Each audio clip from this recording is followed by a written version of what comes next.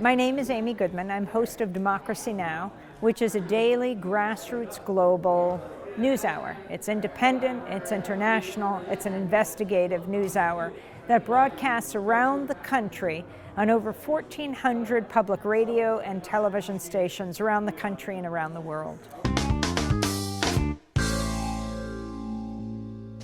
We're on a 100-city tour celebrating independent community media all over the country. You know, they have state media and they have commercial media, and they want to know what is this other animal, this other entity, this other way of transmitting news. And it's called independent media. From Atlanta, Georgia, and New York, this is Democracy Now! It's important because when we're covering the critical issues of the day, for example, when we cover issues of war and peace, we're not brought to our listeners and viewers by the weapons manufacturers.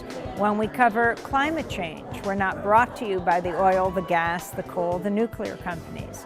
When we cover healthcare, we're not brought to you by the insurance industry and by the drug companies. We're independent, and it's a very important model in the world. I'm Dennis Moynihan, the Special Projects Coordinator for Democracy Now!, and we are celebrating our 20th anniversary on the air. And the book itself is a celebration of journalism, of 20 years of Democracy Now!, and so we kind of use it as a tool for bringing people together, for talking about the news, the issues of the day. This is Democracy Now!, democracynow.org, The War and Peace Report. I'm Amy Goodman. We are broadcasting from Atlanta, Georgia. Juan Gonzalez is in New York. Hello, Juan. Hello, Amy, and welcome to all of our listeners and viewers around the country and around the world. Democracy Now!, as a news organization, we broadcast when we're traveling, so from the road, and we have a lot of partner community television stations, public broadcasting, PBS stations. So we partner with them to do the broadcast. We've also worked with some university undergraduate TV journalism departments. We're doing fundraisers for public radio and TV stations around the country, and that's one of the key parts of what we do, is supporting the stations that are out there in their communities doing the daily work and carrying Democracy Now! Well, we came to celebrate WRFG, as we always do, Radio Free Georgia. We started on 9 community radio stations in 1996, and now we're broadcasting on over 1,400 public television and radio stations around the world. I think it's a great testament to the hunger for independent voices in this country.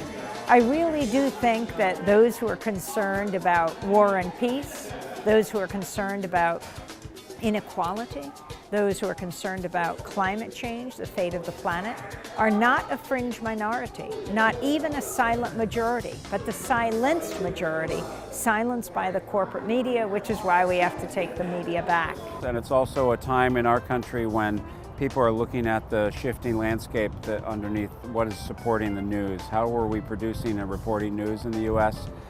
With newspapers folding and consolidation? So a non-commercial, non-profit, independent news organization is possible and supportable, and I think Democracy Now!'s 20 years is evidence of that. We're in a very heated and unusual presidential election year, but we're trying to drill down into some of the issues that get often unreported or ignored in the kind of the horse race coverage that has become all too dominant in our daily news coverage.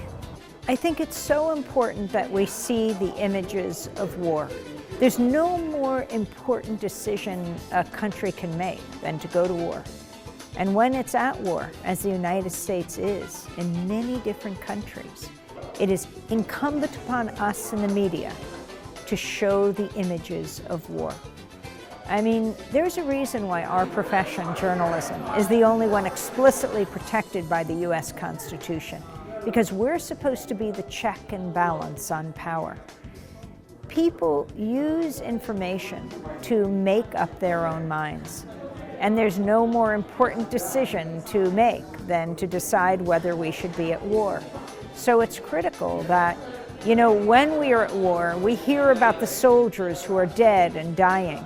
We hear about the children dead on the ground, or a woman blown up in a drone strike in Yemen. And I do think if we see those images, Americans will do something about it. I really do think independent media is the oxygen of a democracy.